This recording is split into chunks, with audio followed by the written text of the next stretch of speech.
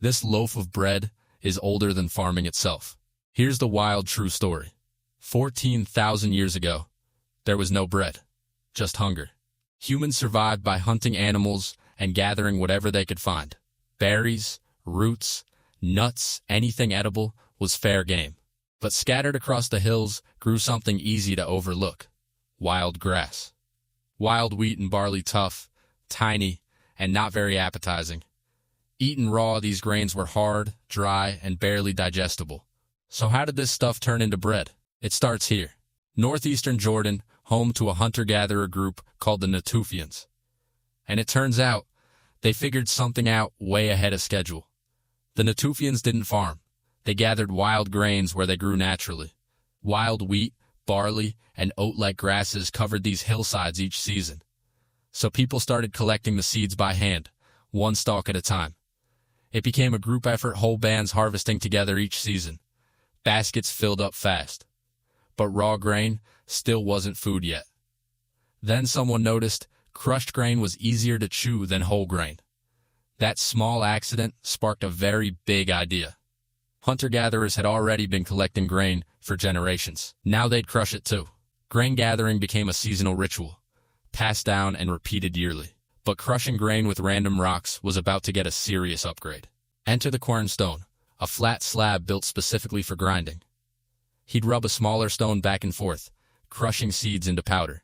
Bit by bit, hard grain became something completely different: coarse flour. This coarse meal was the missing link between wild grain and real food. Mix that meal with a little water, and something new starts to form. A simple, sticky paste, the very first bread dough. Grinding made grain digestible. That single step changed everything. Without even knowing it, he'd just invented the foundation of bread. But dough alone isn't bread yet. It needed heat. And thousands of years later, scientists would find proof this actually happened.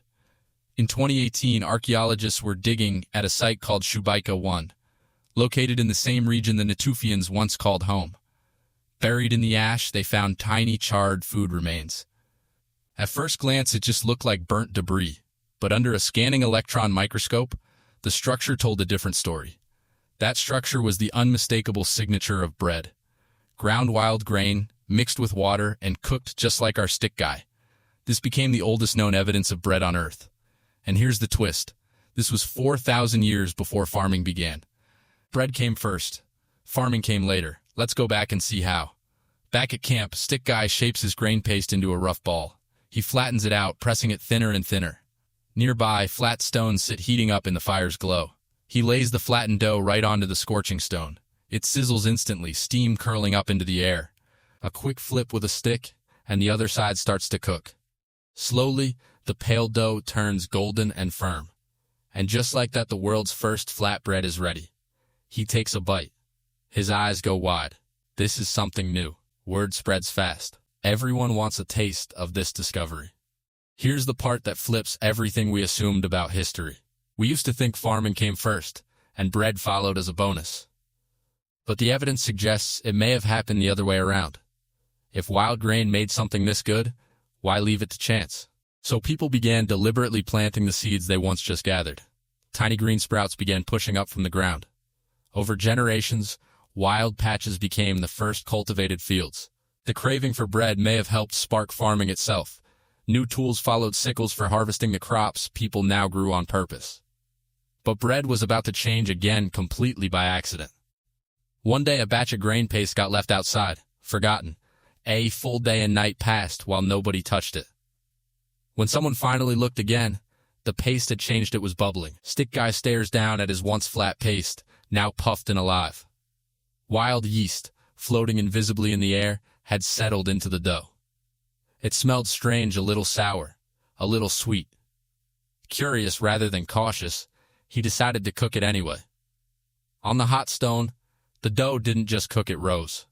What came off the stone was lighter, softer, and airier than ever before. Flatbread had just met its upgrade, the world's first leavened bread.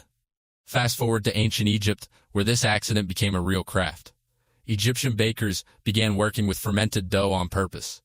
They'd save a small piece of bubbly dough in a clay pot. That saved piece became what we now call a starter. The next day, that starter got mixed into a brand new batch. Save a piece, mix it in, repeat an endless baking cycle. It's the same basic idea behind sourdough starters people still use today. Bread making became organized work, done in dedicated bakeries. Loaves multiplied fast enough to feed entire communities. Bread became currency, food, and daily life, all rolled into one. To bake bigger batches, Egyptians built something new. The clay oven. Fire burned inside a domed chamber, trapping and radiating heat. Dough went in on a long paddle, safely away from the flames. Inside, the loaf baked evenly, all sides cooking at once. What came out had a golden crust and a soft, risen center. Ovens opened the door to new shapes, sizes, and styles of bread. Bread was no longer just food, it was becoming a craft. Ovens gave bakers control that open stones simply couldn't match. Entire streets in ancient cities filled with the smell of baking bread. And from here, the craft of bread was ready to travel. Trade routes carried more than goods, they carried baking knowledge. Mesopotamian communities picked up the technique and made it their own. Bread recipes even got recorded in early cuneiform writing.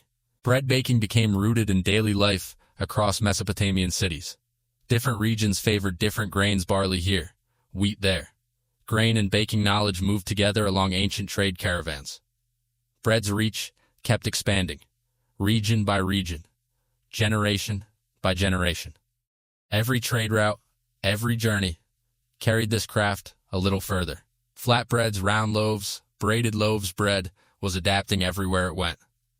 Next stop, ancient Greece, where bread became a cultural icon. Greek bakers experimented with dozens of bread varieties.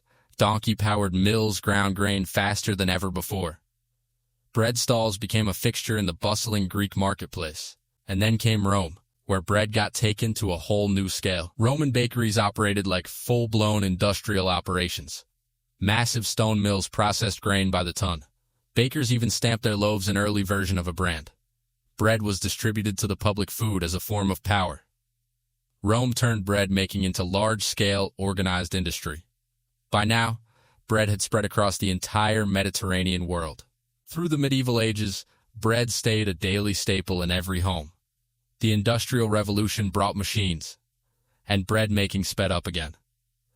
Today, bakeries range from small corner shops to massive factories. But at its core, the process hasn't really changed at all. Grain, water, and heat, the same formula from 14,000 years ago. One simple idea, passed down and refined across 14,000 years. From a lucky accident to a global staple, that's the story of bread. Thanks for watching this wild story of how bread came to be.